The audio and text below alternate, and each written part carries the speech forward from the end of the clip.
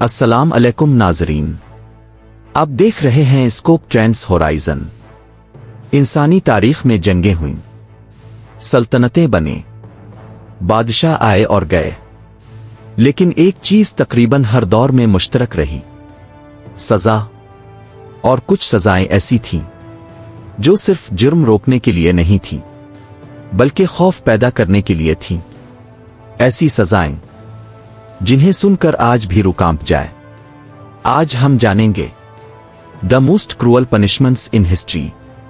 قدیم زمانے میں لو انفورسمنٹ آج جیسی نہیں تھی، نہ ماڈرن پولیس، نہ کورٹس کے ایڈوانسڈ سسٹمز۔ اسی لیے رولرز ایک چیز پر ڈیپینڈ کرتے تھے: فیر۔ لوگ جرم نہ کریں، اس لیے سزا کو مثال بنایا جاتا تھا، یعنی ایک شخص کو پنش کرو تاکہ ہزار دیکھ کر ڈر جائیں۔ کئی سزائیں پبلک جگہوں پر دی جاتی تھیں، بازاروں میں، چوراہوں پر، لوگوں کے سامنے، کیونکہ مقصد صرف مجرم کو تکلیف دینا نہیں تھا بلکہ کراؤڈ کو وارننگ دینا تھا۔ یہ قدیم دنیا کی سب سے پینفل پنشمنٹس میں سے ایک تھی۔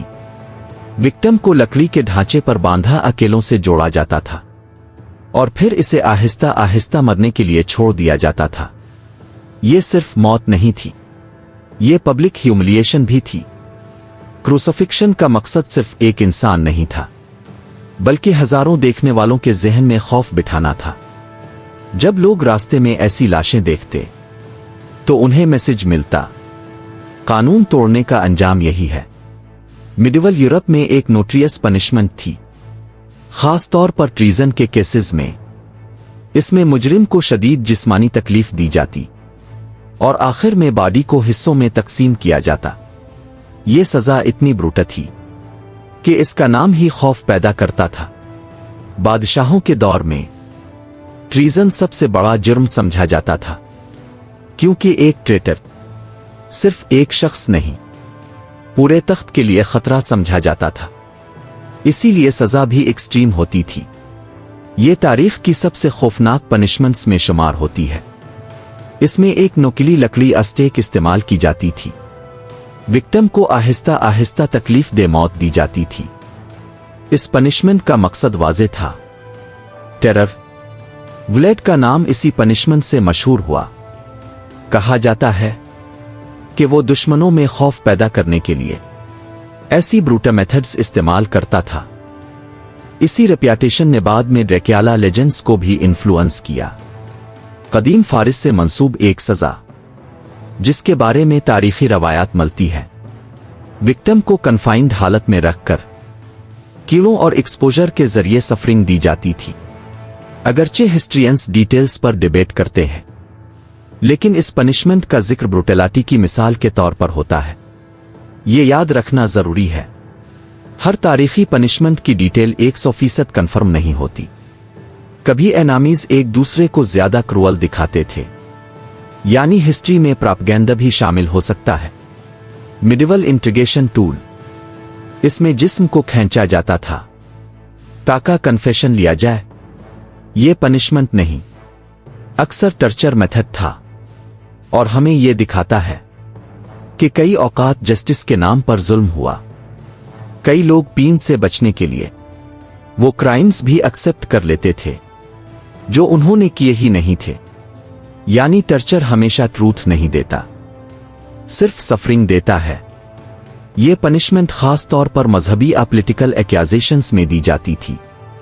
پبلک فائر ایکسیکیوشن فیر کریٹ کرتی تھی اور کراؤڈ کو ایموشنل میسج دیتی تھی۔ جب رولرز ڈائریکٹ کنٹرول نہیں کر پاتے تو وہ فیر یوز کرتے ہیں، اور پنشمنٹ فیر کا ویزیبل فارم بن جاتی ہے۔ ہر کروئل پنشمنٹ جسمانی نہیں ہوتی۔ کبھی کسی کو وطن سے نکال دینا، خاندان سے جدا کرنا، آئیڈینٹی چھین لینا بھی بروٹل ہو سکتا ہے۔ بعض اوقات ایموشنل پنشمنٹ جسمانی سزا سے زیادہ پینفل ہوتی ہے، کیونکہ فیر، ٹریڈیشن، اتھارٹی اور لمیٹڈ اویئرنس۔ لوگ سمجھتے تھے کہ یہی نظام ہے۔ آج کئی سوسائٹیز میں فوکس ہے fair trial, human right, rehabilitation, justice. अगरचे फ्लोज आज भी हैं, लेकिन प्रिंसिपल बदला है। जब ताकत अनचेक्ड हो और अकाउंटेबिलिटी ना हो, तो सजा जस्टिस से ज्यादा रिवेंज बन जाती है। क्या उन पनिशमेंट्स ने क्राइम रोका? कुछ हद तक शायद फियर क्रिएट हुआ, लेकिन साथ ही ब्रुटैलिटी नॉर्मलाइज भी हुई। तारीख की क्रूअल पनिशमेंट्स हमें यह सिखाती है, ताकत अगर लिमिट ना हो तो जुल्म बनती है। फिर से निजाम चल सकता है, मगर इंसाफ नहीं। सिविलाइजेशन की असल पहचान इसके लॉज से होती है। वो जमाने गुजर गए, लेकिन सवाल बाकी है, क्या इंसान वाकई बदल गया है? सिर्फ पनिशमेंट्स के तरीके बदल गए हैं। आज चेंज कम है, मगर सिस्टम्स ज्यादा पावरफुल हैं। असल सवाल यही है, क्या तारीख खत्म हुई है, सिर्फ मॉडर्न शक्ल में जारी है? अगर आपको ये वीडियो अच्छी लगे तो लाइक, शेयर और चैनल को सब्सक्राइब करें। अल्लाह हाफिज।